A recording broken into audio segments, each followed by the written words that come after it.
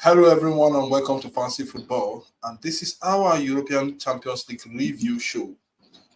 It's been a wonderful week of matches played in the UEFA Champions League quarterfinals, from Dortmund to the Etihad Stadium. All the drama, all the fanfare, all the razzmatazz.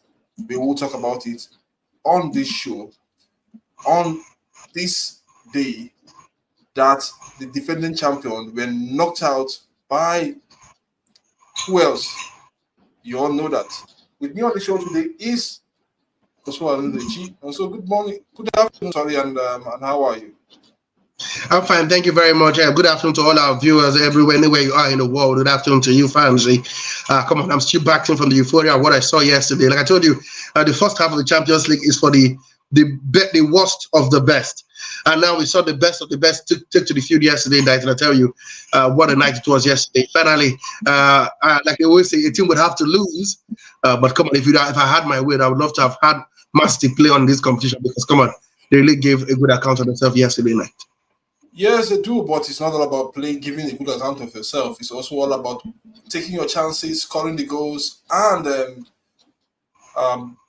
what else will I add to this analogy I want to talk about, and also making sure that you are prepared mentally. But I just thought that coming to that penalty shootout, they were not mentally prepared, and that is why you saw the goalkeeper Ederson playing the penalty, because the players were not mentally prepared.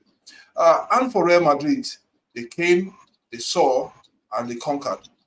Like I said, the magician, the tactical guy, that you always see him muted on his chair, or when he comes out from the dugout, he's always quiet. The same expression for 90 minutes, knows what he is doing. And for the rest of the matches, which we will talk about, it is nice to see a very beautiful game of football, especially on the first night of the quarterfinals of the Champions League between Barcelona and PSG. And also on the other side in Germany, we saw Dortmund, what they are made up of. We thought that the defense wall will be back again, but the defense wall didn't do their job this time around. They were beaten by Dortmund at the end of the day. So let's talk about Real Madrid versus Manchester City on a night that we thought that these teams will come to play, which they did, like what happened 2 weeks ago. Real Madrid took the lead, courtesy of this guy that have been a thorn in the flesh for Manchester City. 4 goals now in Champions League City, Rodrigo. Then going to the second half, Real Madrid took over the game. Took over the game. I mean, Manchester City took over that game, dominate the midfield. We saw Akanji doing what John Stones also do, coming to the midfield, coming to even to the attacking final third, creating a lot of problems for Real Madrid. But Real Madrid stood still. They considered, but they stood still at the end of the day. They ran ragged. They ran ragged, ensuring that they cover all the distance against the City side. And City, they weren't respectful to their opponents compared to what Real Madrid did. But they puffed, they hushed, they hurried the game, made the game much more faster in the second half.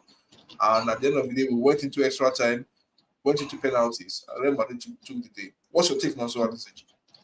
I said something that this is a game that I would love to watch as a neutral, and the game did not disappoint. First thing I must note is that, like you said, for Rodrigo, he scored 4 goals against Real Madrid. What he's enjoying playing against Manchester City, I beg your pardon, in the UEFA Champions League. But it's one thing I must give kudos to Sir Carlo, like they love to call him, the boss, Carlo Ancelotti, is the fact that he understood that he had to. What he had to do. What did he have to do? respect your opponent. It's very key in football. Last time out, he tried to go toe-to-toe with Manchester City. He said, okay, I've got firepower, you've got firepower, let the best man win. And he was absolutely battered. 5-1 at the Etihad Stadium. I think he learned his lesson, which is very important. Now he now knows this is what I want to do. What do I want to do? I want to be sure that I will make it to the next round of the Uefa Champions League. I mean, it may not be as palatable watching as a fan of Madrid, but it will be effective, it will be efficient, it will be up to speed, and we'll get the result. For once, I thought Madrid were, the Atletico Madrid of Europe. They stood tall, they packed 2 buses, and they relied on the strength, and the power, and the tenacity, and the speed of the attacking trio of Rodrigo, Vinicius Jr., and of course, not forgetting Jude Bellingham, who also had a fantastic game. And that man, I'm going to give kudos to is Danny Caballero, because we saw the fact that this guy walked his socks off to the extent he had a double cramp. Oh my goodness! My goodness! Yeah. What a game that guy had! What a game! And despite the yellow card he had, he came up. Exactly. He came up first of all against Grealish, won that battle. Then, won that battle. Came up lost against Joku for a moment. Yeah. For a moment, he lost against. But he covered strongly. Yeah, but he came out strongly. I think what a game he had. Also to Rudiger as well. What a game Rudiger had in that match. For me, I think he was the man of the match, despite Valverde was even the man of the match. See, Valverde was everywhere. Let's not downplay about the game of Valverde. I'm not going to downplay Valverde. He was everywhere. Defender, midfielder, striker. He was everywhere. I think nobody covered more distance than he did. He walked, and this guy played 120 minutes. He walked his socks off. So if he's got the man of the match, he deserves it.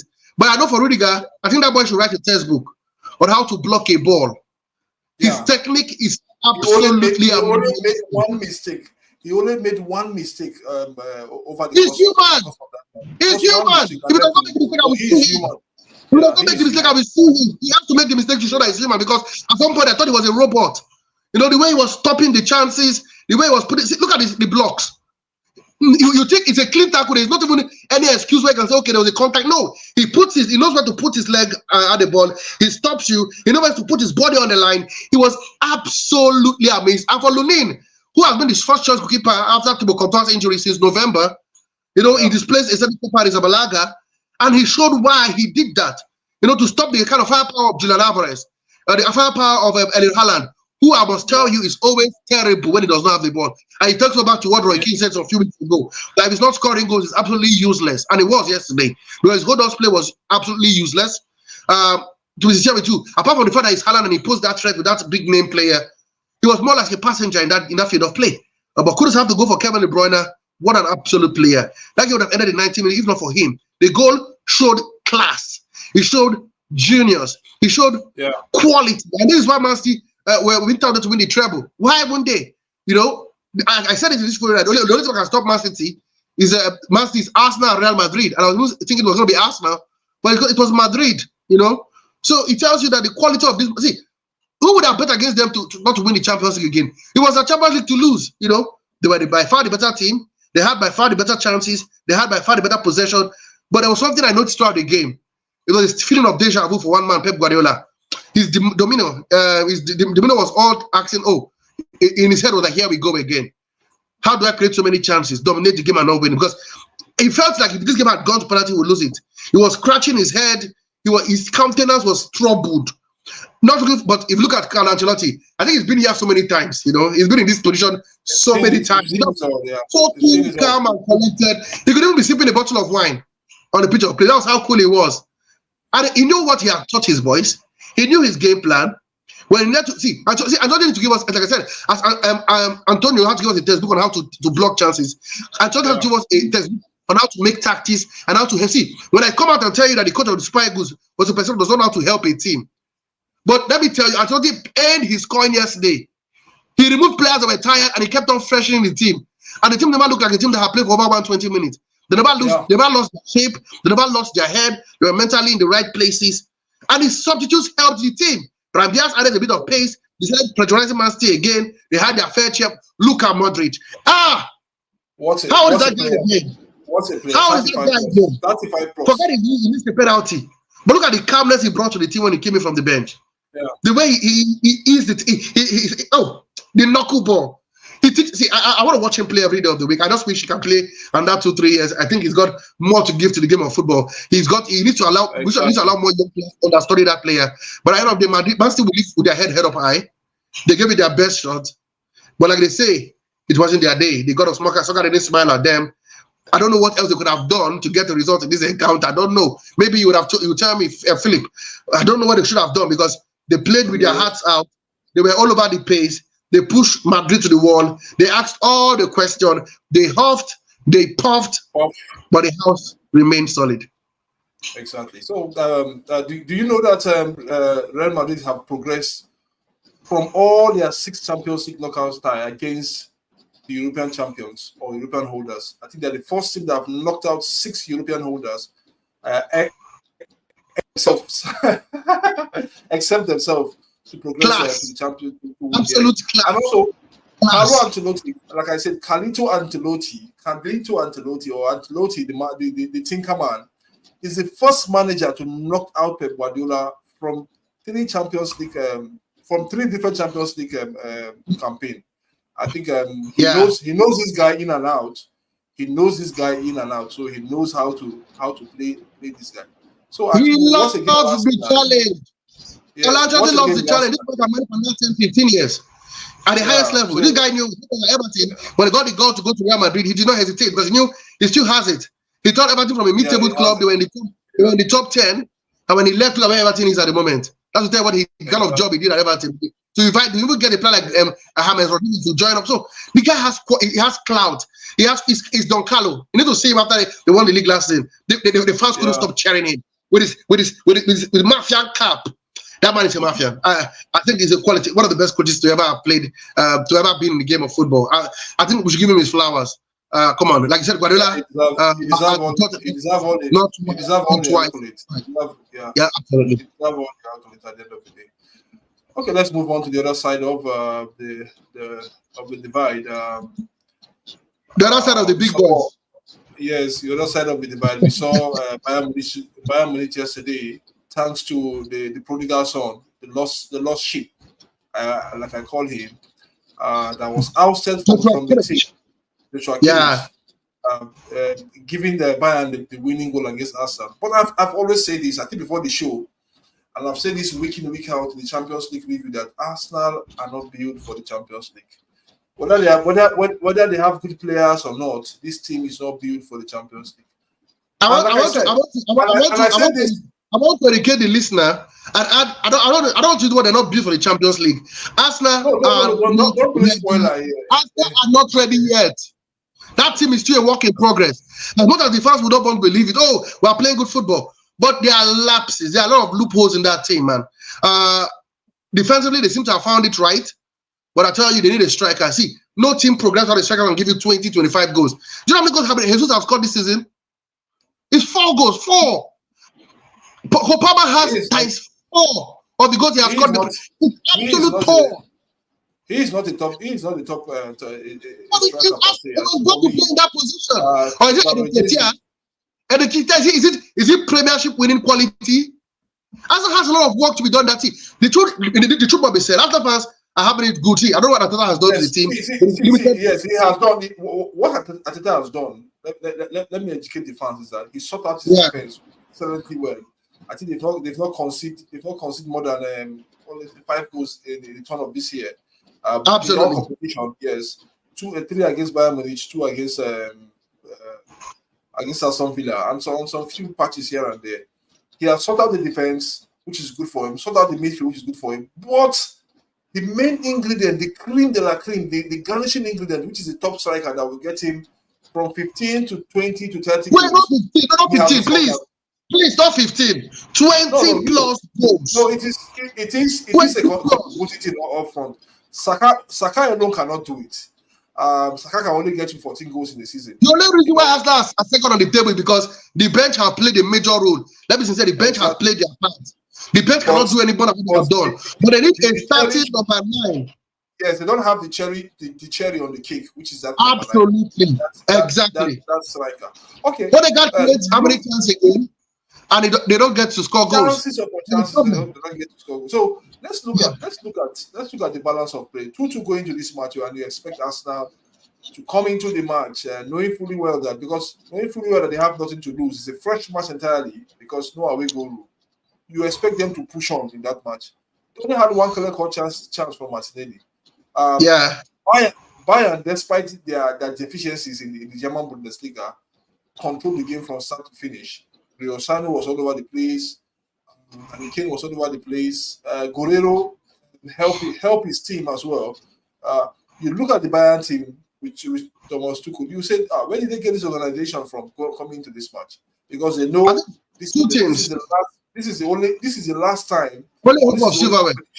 Of silverware. Despite knowing fully there are other teams are ahead of them. The Real Madrid, the Man City are also ahead of them in terms of who goes to the final. They also know they are among the favorites to win this competition. So what's your take about what happened last night? It's very simple, man. Very simple. I think there's a lot of problem with Arsenal, and Bayern Munich exploited it. First of all, maybe in head now, Thomas Tuchel is now being vindicated when he said that Joao Kimmich is the right back. I think he had a fantastic time playing at right back. He practically put Tomiyasu on his heels. He kept Martinelli silent. And to tell you, when he needed to join up with the midfield and help the team, he did that as well. Secondly, Arsenal, like I said, are not ready yet. And Bayern Munich have got pedigree in the Champions League. See, when it comes to the Champions League, I told you something last week, and I said, but that's at the preview, that you throw away the league form. He has no business with the Champions League. It's about the it's where the big boys feast, where they come to party. When Chelsea won the Champions League twice, they were the worst teams in England. I think they finished 7th or 8th or 9th in both of those campaigns. They were not even close to Champions League football.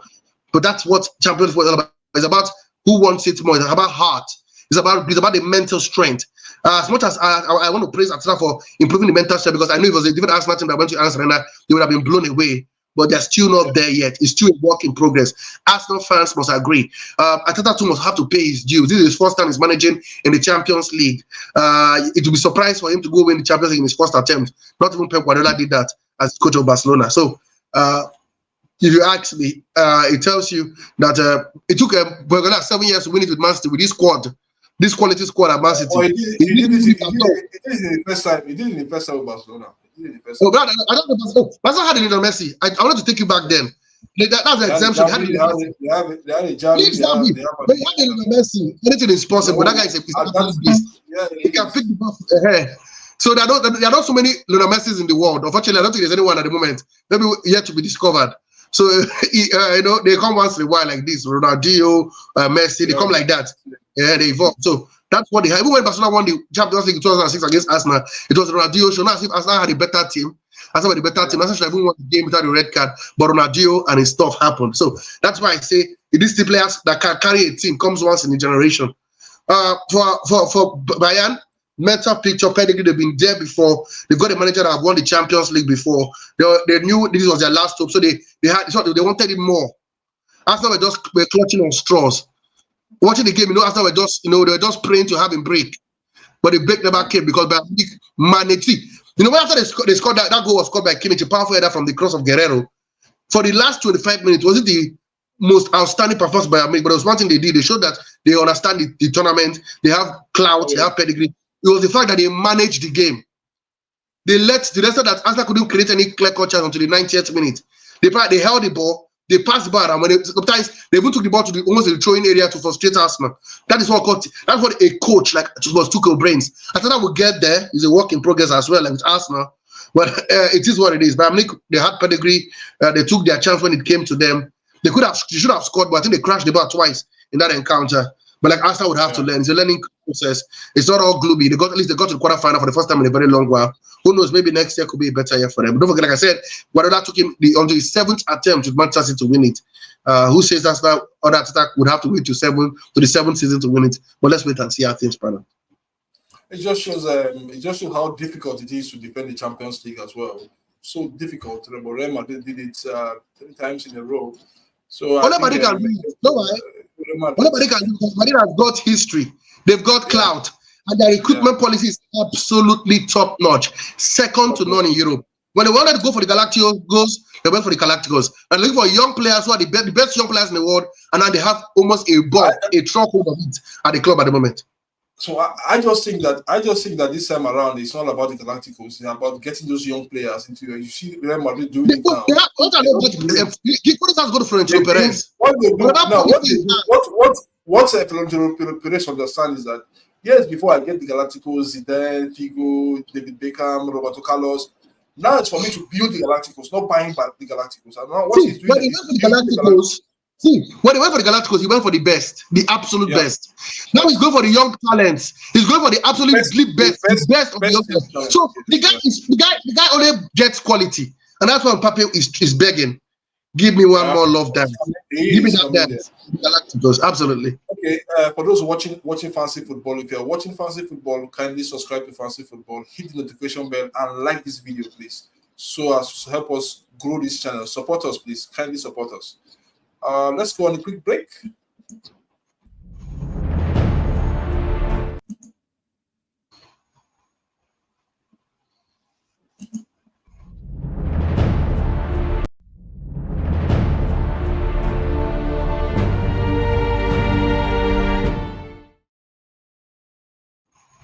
Welcome back to Fancy Football, and quickly let's go to what happened. Ah, my God, my goodness. Let's go to what happened at the Olympic Stadium in Barcelona. What a night of football. What a night of madness. What a night of red card. And what a night of controversy as well. I don't know how else can this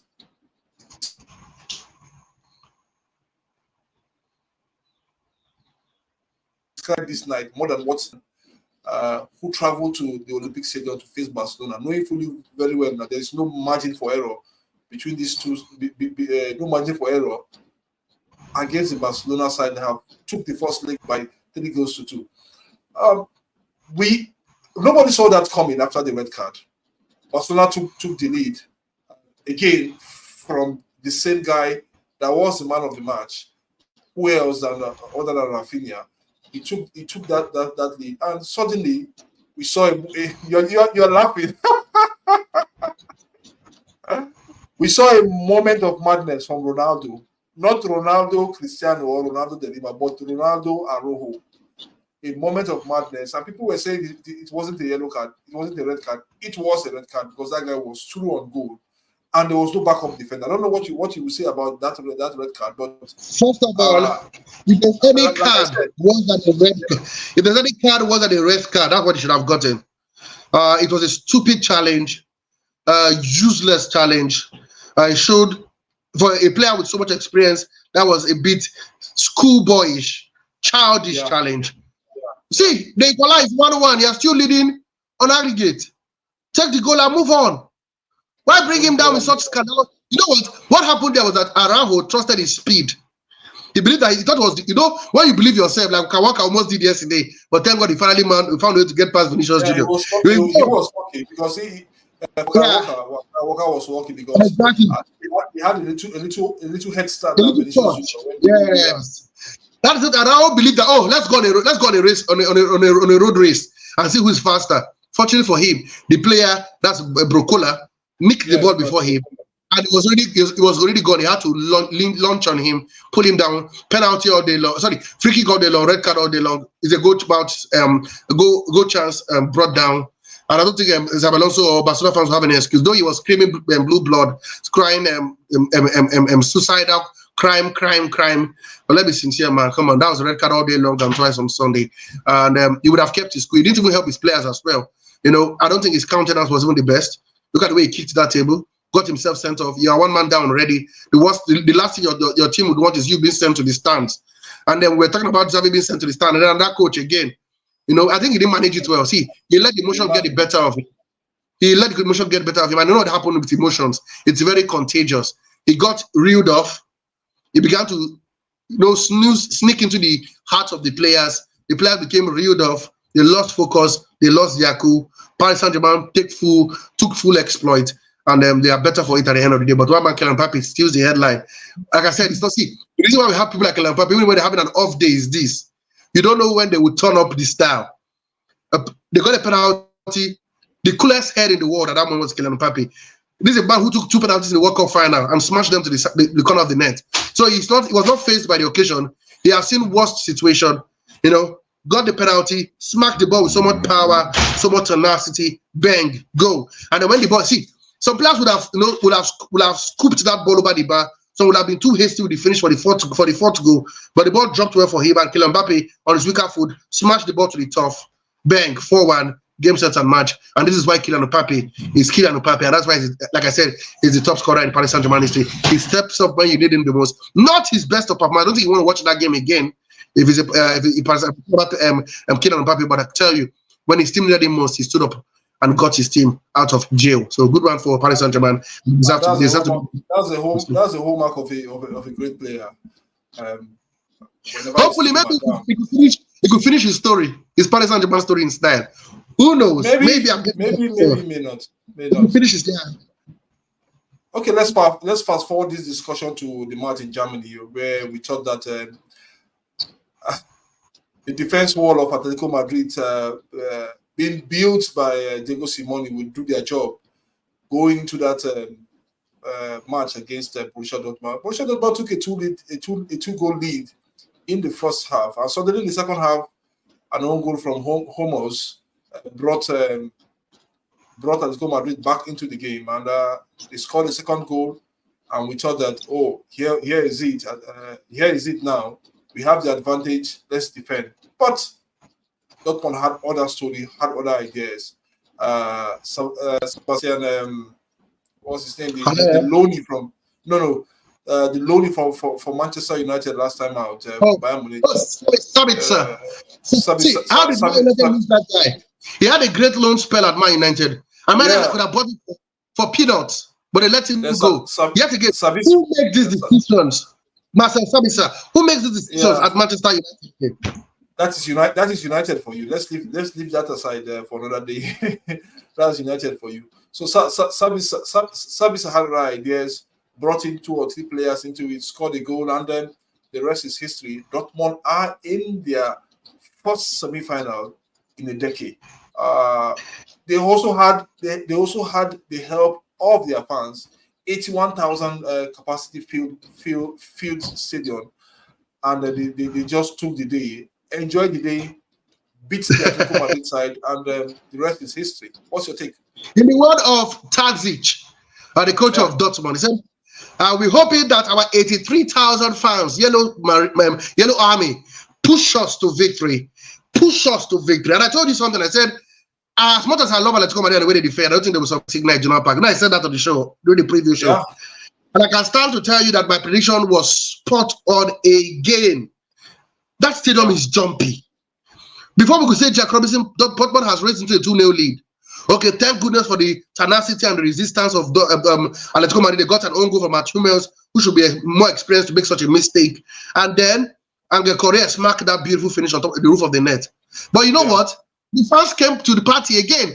And after that, Atletico Madrid lost their way. The fans kept jumping, and they got 2 quick goals. Sabitzer having 2 goals and assists in that encounter with that brilliant strike just before the end of the game to make it 4-2. See, as much as we will say, oh, it's 11 versus 11, the fans are not part of the football match. Have you played in a stadium where they are screaming at the voice, pushing your... It's like... The question is, have you played in a stadium where the fans are so close to the pitch that even when one person talks, it just kills your skin? You can hear the fans. You can hear the fans. It causes goosebumps on your skills. On your skin. Absolutely. That's what happened. That's what happened on that night. Dortmund were not the biggest of team, are not the fantastics of team, but they rolled on that euphoria of playing at home. They rolled on it. They got the goals early. Got goals. Continued playing their game. And maybe on another day, Atletico should have won that game. And like I said, I was not happy with the 2 at the Civitas Metropolitano. I felt they should have scored more. I told you the fact that they didn't make use of their own home advantage may come in hand in the second leg, and it did. Dortmund, come on. There was no Sebastian Haller was out injured, but the guys like Frukok, did you see that power header? That header is top notch. That's a bullet header. That is a Champions League winning header. Who knows? We get a repeat of what we saw at Wembley. Last time Bayern Munich played there at Wembley, it was Bayern Munich Dortmund final, I remember. And it could still happen because they are in both different divide. They could still meet in the final again at the Wembley Stadium. But come on, man. Dortmund, like I said, not the most fantastic of team, but like I said, yet again, if you look at the teams that have got the Champions League pedigree. Dortmund has got it better than Atletico Madrid, but Atletico Madrid, to be sincere with you. Atletico Madrid have got it in recent years because they've got to three finals against Spanish opposition and lost. But Dortmund understand what they've been there. You know, for some time they're always in the Champions League. Whether it is round of still qualify, they're always there. So it is what it is. But come on, Dortmund, they deserve to be to qualify to the next stage. But now this is where the business begins. You know, going to play Paris Saint-Germain, who are also fired up. Don't forget, two coaches believe that their team would turn the tide. Tacit said the team would turn the tide. They did. Luis Enrique was adamant. Even after the game, he said even without the red card, he felt his team would have won the game. And he also said that Xabi Alonso has a long. He hopes Alonso has a long years at Barcelona. Alonso's reply was just one when they asked him about what Enrique said. He just said no. Xavi Hernandez. Yeah, Xavi. He said his answer is no for both of them. That they were 11-11, his team would have won. But these things are just, we cannot presume. The team has made a mistake. They've got red carded, and PSG have taken advantage. Dortmund, kudos to Dortmund. They have done. They've done the needful. Okay. Finally, your hit and miss in 1 minute, please. The hit has to be one man, Daddy Caballá. I don't know why I watched him play. It was fantastic, an absolute gem of a player.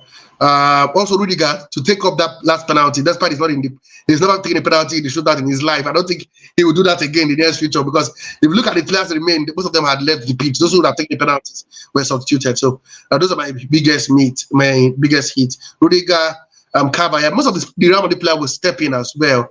And Sabitzer. Oh, what a player he was for Barcelona. My biggest miss has to be Arsenal.